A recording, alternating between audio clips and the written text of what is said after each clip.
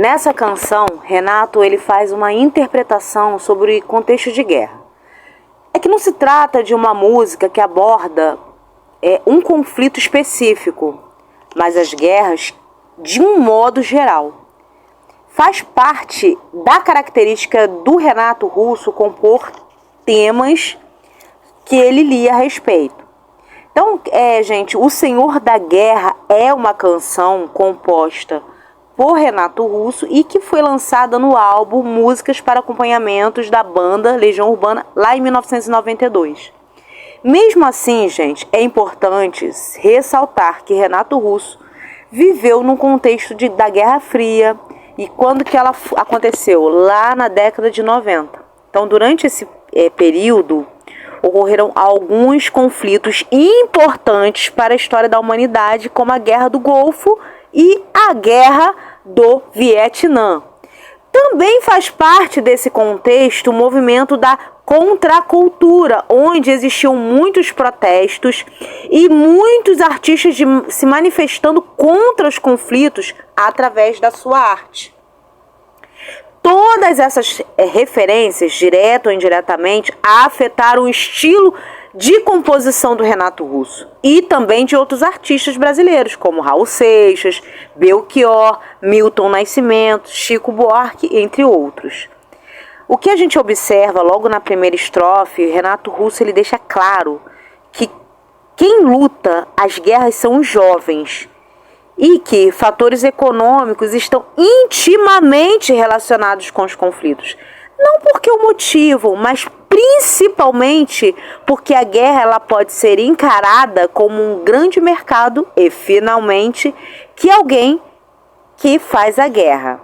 Observa-se também, gente, que na segunda e terceira estrofes, os elementos que nos trouxe inicialmente, primeiramente ele diz que não há razão para a guerra. E esse pode ser um sentimento sempre presente e de difícil compreensão. Agora, uma pergunta. Por que as pessoas entram em conflitos que chegam a matar milhões de outras pessoas? Parece um pouco ilógico, não é? Sabemos que tais conflitos são destrutivos e levam a vida de milhões de pessoas. Mas por que continuamos guerreando? É porque para ver uma guerra é preciso ter uma narrativa que a sustente. Essa narrativa não necessariamente precisa ser lógica, mas é necessário que seja convincente. Os soldados precisam acreditar que existe alguma razão para pegarem armas e morrer por alguma causa. Uma guerra em si não faz sentido, mas a sua lógica é construída a partir de uma narrativa e, em geral, a narrativa envolve o quê? Fatores econômicos, fronteiriços, nacionais, identitários e políticos.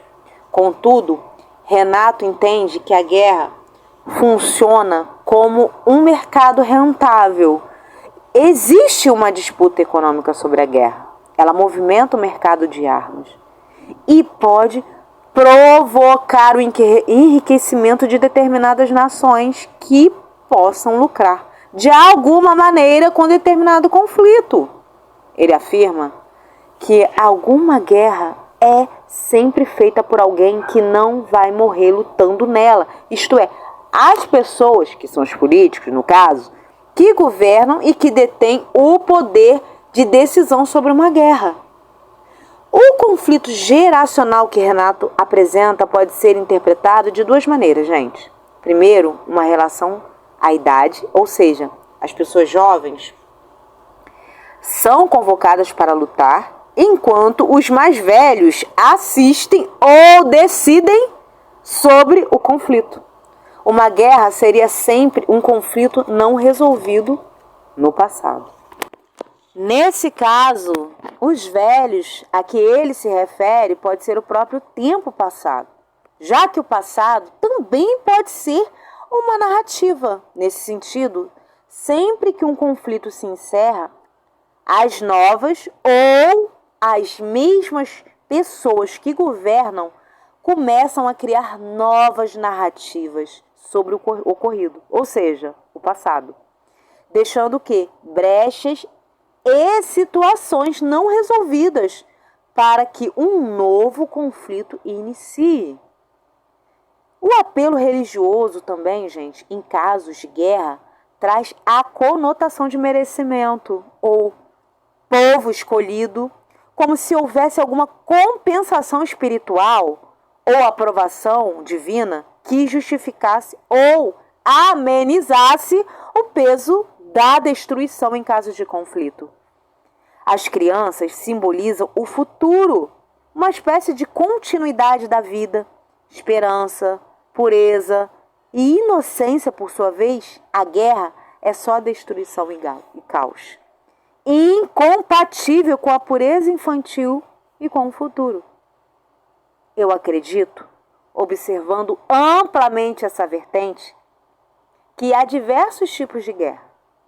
A guerra literal, onde há armas e corpo a corpo, como é descrito na música. A guerra interpessoal, onde pessoas lutam entre si, tanto de maneira material como imaterial, como uma eterna competição sem sentido nenhum. E a guerra pessoal, onde há conflitos internos. E esses, a meu ver, são os mais difíceis de serem vencidos. A primeira nuance da guerra, que é a armada, e já foi abordada, mas eu creio que se a primeira guerra fosse vencida, que é a guerra interna, todas as outras guerras não fariam sentido. É como se fosse uma guerra escalar, onde se eu brigo comigo mesma, não me harmonizo com o outro, e sendo assim, há uma desarmonia global e entre várias comunidades. Hoje em dia, com o avanço da tecnologia, ganhamos muito, pois tudo se faz de maneira mais prática e rápida, o que é ótimo, não é mesmo? Pois estamos sempre correndo. Essa praticidade tem um preço, pois estudos demonstram que estamos perdendo o foco, a concentração, o senso de percepção, e isso tem culminado em doenças psicossomáticas como depressão, ansiedade e entre outros.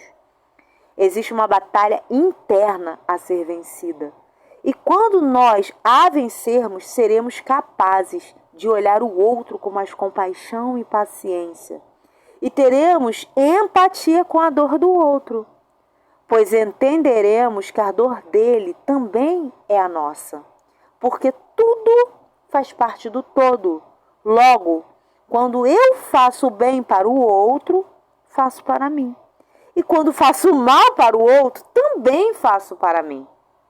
Se você é essa pessoa que está em busca de um olhar mais profundo para a vida, assim como o nosso artista Renato, e como eu também, dê um sinal para mim, escrevendo nos comentários a palavra paz. Pois, afinal das contas, você ficou até o final do vídeo. E isso já te faz mais focado que muitos. Um beijo e até a próxima.